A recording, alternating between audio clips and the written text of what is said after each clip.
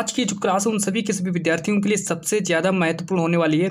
जो छात्र 2026 में यानी कि 18 फरवरी को अपना हिंदी का पेपर देंगे, तो देखो मैं यहाँ पर लेकर के आ गया हूँ हिंदी का 70 नंबर पक्का, यानी कि हिंदी के सभी टॉपिक मैं एक ही क्लास में कराने वाला हूँ।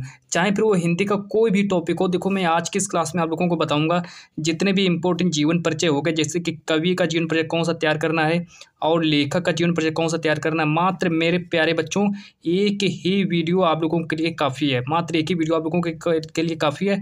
5 नंबर का कवि का जीवन परिचय आता है, 5 नंबर का लेखक का जीवन परिचय आता है, तो मैं आप लोगों को ये बता दूंगा। अच्छा, निबंध भी बताऊंगा, 7 नंबर का आता है। पत्र लेखन कौन सा तैयार करना है, और गद्य पद्य 6 नंबर के गद्य पद आते हैं, तो कौन कौन से गद्य और पद्य तैयार करने हैं। अच्छा, फिर मैं आप लोगों को बताऊंगा, आप लोगों का देखो 10 नंबर का संस्कृत का गद्य पद आता है, तो उसमें से आप लोगों को कौन सा तैयार करना है, तो मैं सब कुछ आप लोगों को बताने वाला हूँ। तो आज की क्लास आप लोगों के लिए सबसे ज़्यादा महत्वपूर्ण होने वाली है, 70 नंबर पक्का वाली क्लास है। तो मैं आप लोगों को यहाँ पर कुछ नोट्स दिखा देता हूँ, तो देखिए मैंने आप लोगों के लिए तैयार किए हैं नोट्स, तो मैं यहाँ पर दिखा देता हूँ। सारे के सारे नोट्स ये देखिए गद्य है, जो कि 2026 के लिए सबसे ज़्यादा महत्वपूर्ण है। ये देखिए, इधर देख लीजिए। और ये देखिए जीवन परिचय, जयशंकर प्रसाद जी का जीवन परिचय मैंने तैयार किया, कैसे जीवन परिचय लिखना है 2026 में पेपर। ये देखिए तुलसीदास जी का जीवन परिचय पूरा मैं आज की क्लास आप लोगों के लिए सबसे ज़्यादा महत्वपूर्ण होने वाली है, तो आप लोग पूरी की पूरी क्लास को देखना। और चलिए मैं यहाँ पर आप लोगों को दिखा देता हूँ।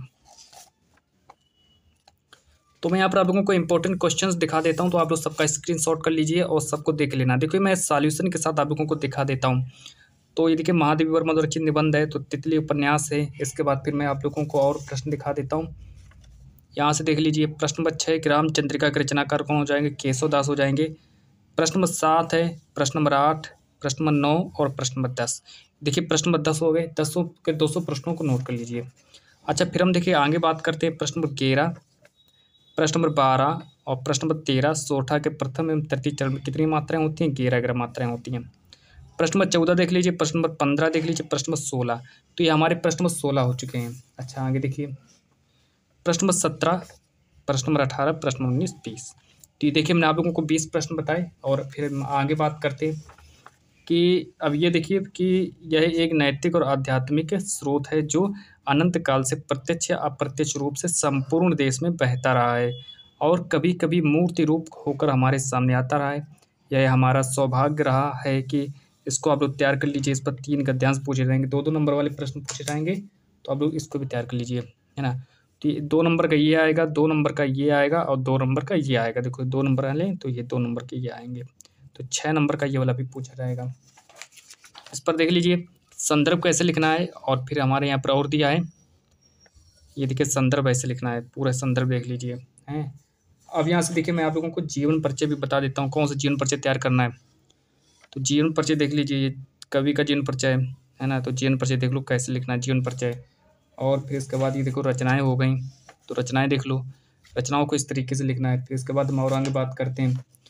ये देख लीजिए तुलसीदास जी का जीवन परिचय लिख करके आया हूँ, तो तुलसीदास जी का जीवन परिचय भी स्क्रीनशॉट कर लो। इधर देख लो तुलसीदास जी का जीवन परिचय, पूरा का पूरा जीवन परिचय तुलसीदास। अच्छा, फिर मैं पत्र लेखन में आप लोगों को कौन सा पत्र लेखन तैयार करना है, तो पत्र लेखन को भी देख लीजिए। तो ये देखिए पत्र लेखन भी आप लोगों का हो चुका है। अच्छा, मैं आप लोगों को निबंध दिखा देता हूँ कि निबंध आप लोगों को कौन सा निबंध तैयार करना है। तो निबंध में आप लोग क्या करिए कि निबंध में हम देखिए आप लोगों के सामने वृक्षारोपण पढ़ के महत्व पर निबंध तैयार करना है। रूपरेखा हेडिंग डालनी है और इस पर देखिए इस तरीके से निबंध आप लोगों को पूरा का पूरा तैयार कर लेना है। तो निबंध आप लोगों को पूरा ऐसे तैयार कर लेना, यहाँ से प्रत्यक्ष लाभ डालना और इस तरीके से पूरा का पूरा निबंध लिख देना। ये देख लीजिए इधर भी आप लोग तैयार कर लेना निबंध, इधर भी। और ये हमारा संस्कृत का प्रश्न हो गया। तो और यहाँ से आप लोग ये इसको भी देख सकते हैं कि ये देखिए सर्वे भवन्तु सुखिनः सर्वे सन्तु निरामया सर्वे भद्राणि पश्यन्तु मा कश्चित् दुःखभाग् भवेत्। ये जो हमारा संस्कृत का पद है, तो संस्कृत पद में आप लोग इसको तैयार कर लीजिए, है ना। तो चलिए मैं इस क्लास को जब तक के लिए इतना ही रखता हूँ, आप लोग सारे के सारे प्रश्नों को नोट कर लीजिए।